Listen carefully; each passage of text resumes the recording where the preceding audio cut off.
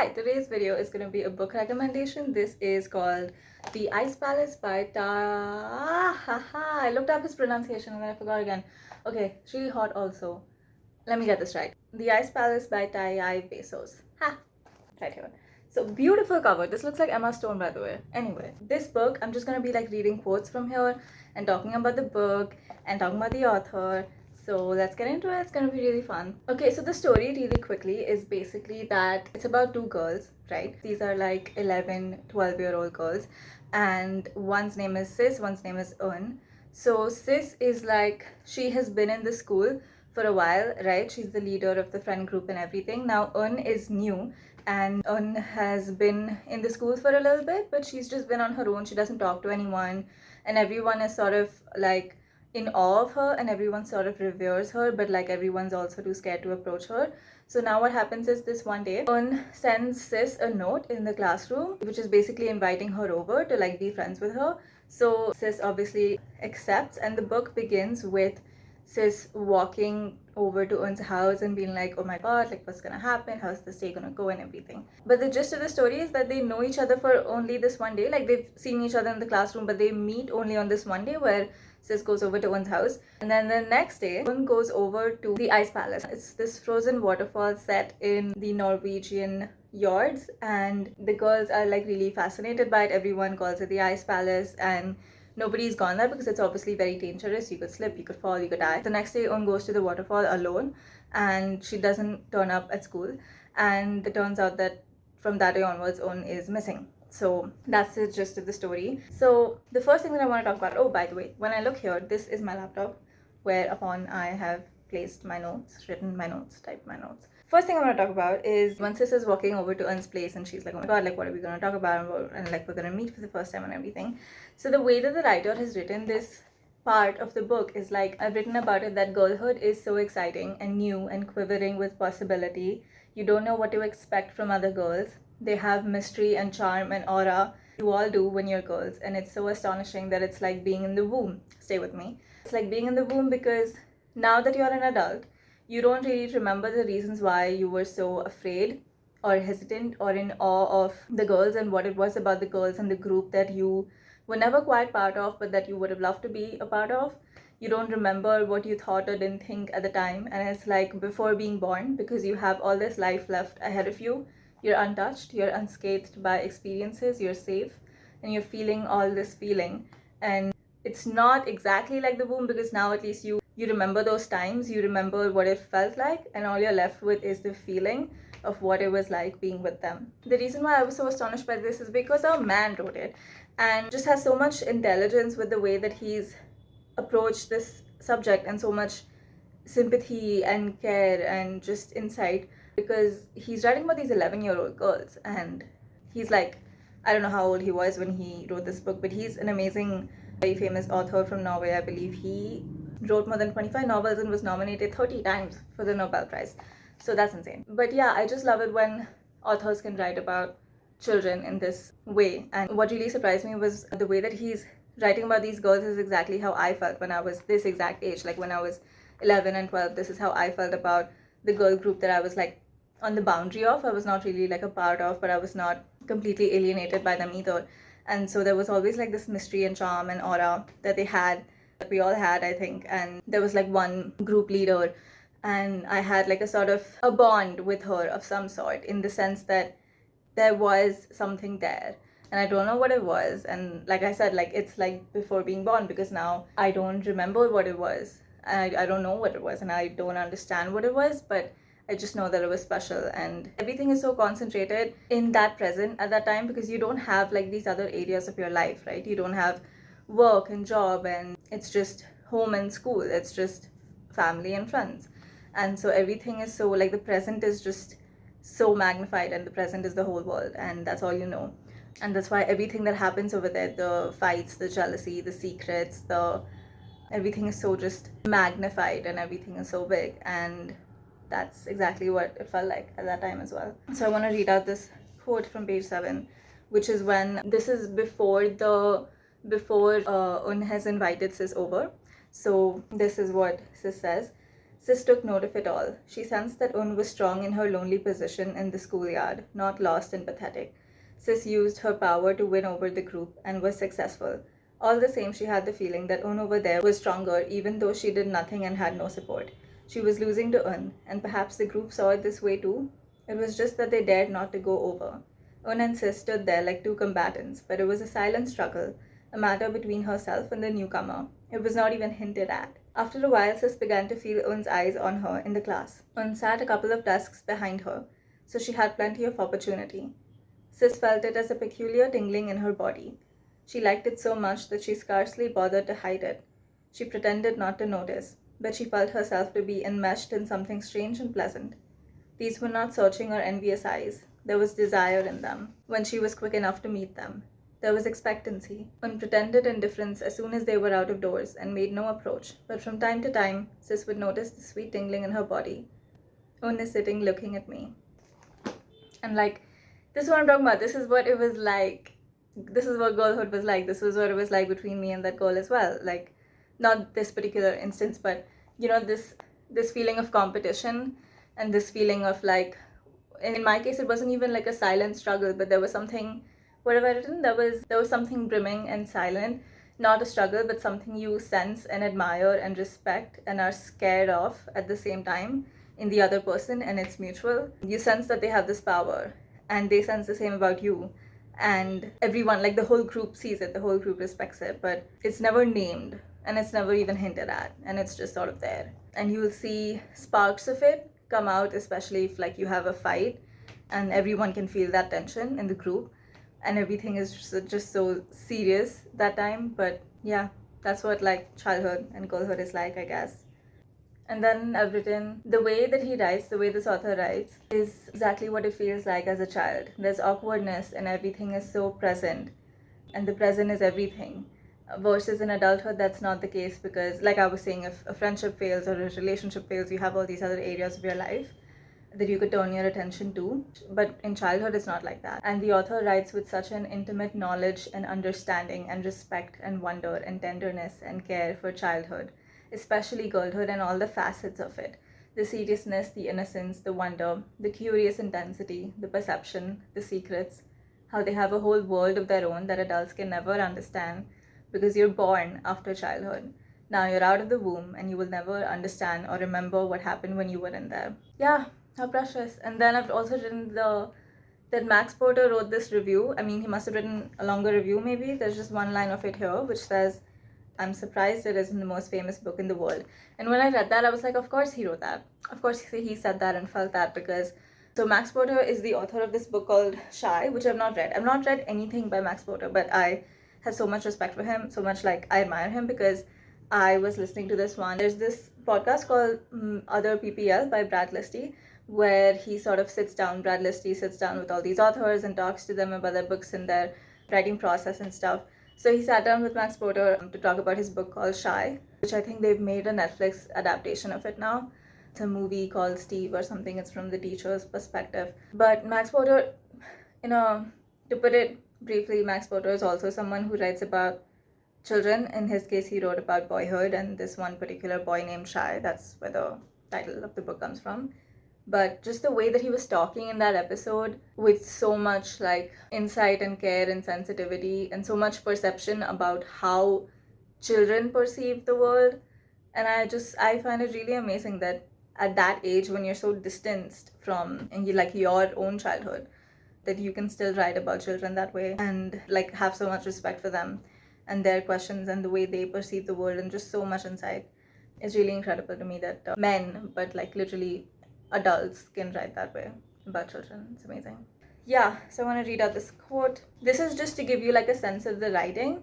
This is when Un goes to the ice palace. Un looked down into an enchanted world of small pinnacles, gables, frosted domes, soft curves, and confused tracery. All of it was ice, and the water spurted between, building it up continually. Branches of the waterfall had been diverted and rushed into new channels, creating new forms. Everything shone. The sun had not yet come, but it shone ice blue and green of itself and deathly cold. The waterfall plunged into the middle of it as if diving into a black cellar. Up on the edge of the rock, the water spread out in stripes, the color changing from black to green, from green to yellow and white, as the fall became wilder. A booming came from the cellar hole where the water dashed itself into white foam against the stones on the bottom. Huge puffs of mist rose into the air. Like, it's so pretty and clean and cold. I love the writing. In fact, I would suggest that if you're reading this book, please read this book. Read it in one sitting, or at the very least, like, read it every day. Because for me, this thing happens when, unless a book is like really thick and, you know, classic, like Victorian, Gothic, that sort of thing, I don't love like atmospheric writing unless it's in a Victorian, Gothic, classic type situation. Because if it's like this thin and all it's filled with is like atmospheric writing, I need to like take breaks from it. But that was not the right way to read this book. So like I was not reading it every day. There were days when I was like not reading it. Then I would pick it up again. But if you're reading this sort of a book, you do need to like remember it as you're reading it. So I would suggest read it every day. But yeah, just beautiful descriptive writing. Like, imagine you're watching this scene, like the frozen waterfall, the icicles and the sunlight and all of this and meshing together. Like, would you be able to write it like this? Like, this is so good. So good. Now I'm gonna skip to the part of the book where basically Un has disappeared, right? This is all like these are not spoilers because this is known from like the pichwada of the book. Now it's like Un has gone missing and the men are like searching for her. So they are like walking through like the snow and it's like cold winter and everything's dark and everything. So they reach the ice palace, right? So now this particular scene is where they're standing before the ice palace and everyone's just looking at the ice palace and everyone's thinking the same thing, like, oh, she could, you know, like be in there, like where is she, what's happening? And everyone's like really tired of searching also because it's so fucking cold. So this is one part I want to talk about. There is something secret here. They bring out what sorrows they may have and transfer them to this midnight play of light and suspicion of death. It makes things better, and through it they fool themselves into enchantment. The men are lost in the game at the ice palace. They seem possessed, searching feverishly for something precious that has come to grief, yet involved themselves. They are tired, grave men, giving themselves over as sacrifices to an enchantment, saying, "It is here." They stand at the foot of the ice walls with tense faces, ready to break into a song of mourning before the closed, compelling palace. If one of them had been impetuous enough to begin, all of them would have joined in. But there is no one impetuous enough, so the song does not begin. They are loyal searchers. They manage to keep their secret thoughts under lock and key. So yeah, about that, what I wanted to say was that this author like understands so much, because imagine this girl's gone missing and now you're there at the ice palace, you're searching for her, but for a minute you just stop and you just look up at the ice palace, because this is not man-made, like this is a feat of nature, right? That everything's like frozen, the snow and the water and everything's come together and it's created this beautiful majestic thing. And there's that thing about how humans will just, like, I've noticed this too. Like this one time I went to Mumbai and I was just sitting at Marine Drive and just looking at the sea, and there was something about all of that just vast like openness in front of you, and you just stop thinking, you just stop, like your worries, everything stops, because you realize like how tiny you are and how vast nature is and how beautiful nature is, and it just kind of stops you in your track. So it's like these particular passages are about that, like just wondering at nature and just being in awe of nature and like that whole sublimity thing. But it's also about, like I've written here, humans and how we transfer our sorrows to others' grief and get caught up in it, how affected we become, then aware of that affection, and we hide it because we're rationally aware that it's not proper, but we feel it just the same. So the author knows these feelings and tendencies hidden in the nooks and crannies of human interaction and personality. He understands them so well, and when he writes them down and shows them to you, you're shocked, because you're like, yeah, this is what we're like, this is what I'm like, I've done this, I know others who've done this, we do this, you know? Like, there's so many instances in this book. This is why I want to read more by this author, because there's so many instances in this book when he writes something that's so in the nook and crannies of our personalities. It's kind of ugly to look at, or it's like, but we all do it, you know, we all do that. Like just that scene of like these men who are searching for it, but they're so astounded by the beauty, and they're also like kind of admitting to themselves and thinking like she's gone, but this is so so beautiful, like we should just like stop and sing here. But obviously no one does it, but it's that moment of like, yeah, we do that in grief, in sorrow, in others' pain. We transfer our own pain in it, and it becomes ours, we make it ours. But like, yeah, it's very beautiful somehow, especially in the backdrop of the ice palace. And it's also like just very human. But yeah, I wanted to read out page 90. This is a dream that Sis has of Un, like after the search for her and everything. As we stand, the snow falls thicker. Your sleeve turns white. My sleeve turns white. They move between us like snow-covered bridges. But snow-covered bridges are frozen. In here is living warmth. Your arm is warm beneath the snow, and a welcome weight on mine. It snows and snows upon silent bridges, bridges unknown to all. It's so beautiful. Like, this is the grief that this girl, this tiny girl, this 10, 11-year-old girl is feeling because her friend has gone missing, but she's also someone she's known just for a day, but she feels it so deeply. And I've written that the whole book is this little poem that I just read out. The whole book is this dream. It's cold and snow and pretty, but with the power to bury. Yet warmth and feeling and pain and love rise from beneath and make the snow melt with their own power. Unreasonable, unexplainable, unexplicable, human, and undefinable. I feel like that's all the same thing. But yeah, so good. And then I want to read out another couple of quotes. Just me trying to get you to read this book. And believe me, I'm not even sharing like so many things because they would be spoilers, or they would be something that I would want a reader to experience on their own. But yeah, so this little quote is when the ice palace is sort of like breaking down, like melting. So, the sunshine is stronger every day. The slope beside the ice becomes free of snow. The ice walls stand still in the sunshine, no longer part of the scene. Abandoned by the snow, they are helplessly out of keeping. Slowly the palace changes color. The shining green ice whitens in the warmth of the sun. The transparent chambers and domes grow dim as if filled with steam, veiling all they may possess, drawing a cover over themselves and concealing it. The whole palace draws the white color over itself and starts to dissolve on the surface. Inside, it is still ringing hard. The ice no longer sends out lightning among the fields, but shines whiter than before, shines quietly. The huge ice palace is a single white mass in a brown and fallow spring landscape. It has drawn a covering over itself and shut itself in against its fall. Yeah, this author was good, man. So good. Yeah, just like these passages, there's so many of them in this book, and they just make you think about like the power of nature. And this particular passage is about the power of nature against its own self. Like, you know what I mean? The making of the ice palace was also nature. And then it's the changing of seasons, and that's bringing about the fall of the ice palace, and like how brutal and cruel nature can be and how it's beautiful all the same. Be nice. The last thing I want to talk about, this is not really a quote, but basically the friendship, the companionship and friendship in childhood groups in this book, I don't know if it's real. Like, it seems very romanticized to me because that's not what I remember my childhood to be like. That same girl group I was talking to you about, I just romanticized that so much because it was not fun. There was a lot of bullying, there was a lot of cruelty, and like that's what I remember childhood to be. And I'm sure it's the same for like boy groups as well. Like, I'm sure it's kind of worse in a way.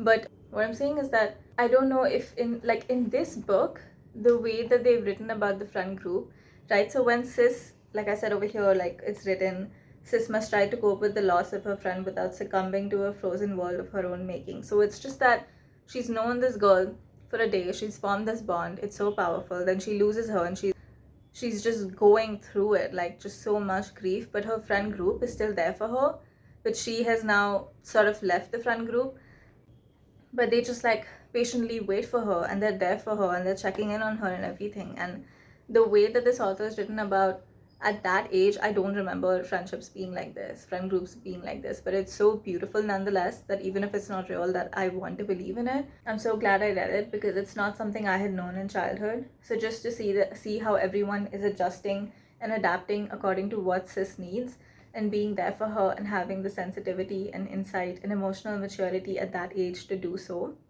is really beautiful. And so this last quote I want to read out.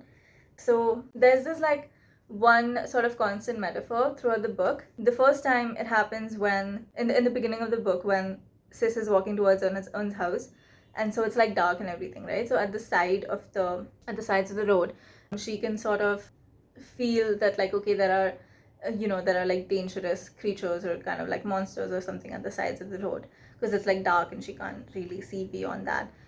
And then later on, I won't reveal like what the scene is, but later on she's walking with someone along that same path, like after On has gone missing and everything. The sides of the road comes up again, and the author writes about the two people who are walking. So Sis is walking with someone here. They were floating almost at one with the darkness, reflecting no light. Their footsteps could not be heard, but their breathing could, and perhaps the heart. They mingled with other almost inaudible nocturnal stirrings, like a small vibration in long wires. Afraid of the dark? No. Bright woodwind players had appeared and were walking along the sides of the road. So the sides of the road comes up again, and in this case he's talking about like wind, and like that is so pretty. And I feel like her friends, they are the third metaphor, the third time that the sides of the road comes up, because it's kind of like after Un goes missing, it's Sis's journey, right, along this like really scary path, and like of her own trauma and grief and everything. And her friends are just there at the side of the road and she can't see them, and then she can see them.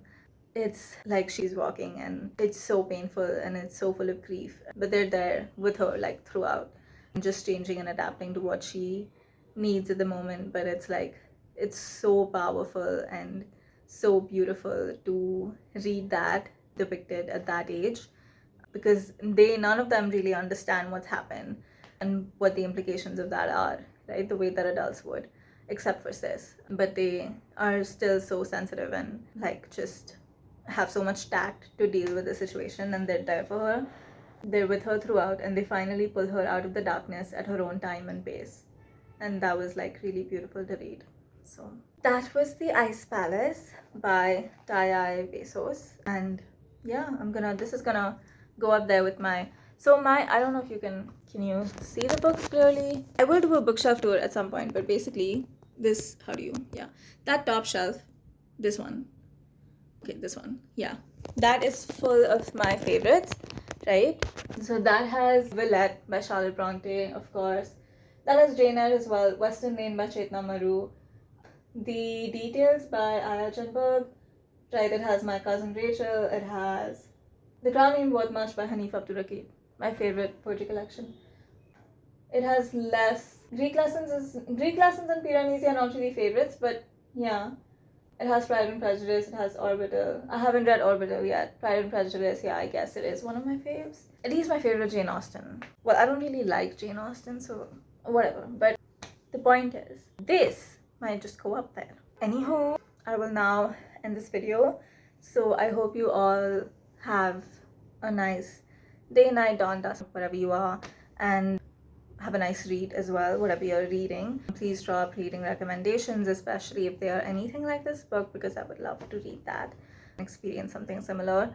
So any favorites that you have, drop them in the comments below, etc. And thank you so much for watching and listening to me yap for so long. And yep, see you in the next one. Bye.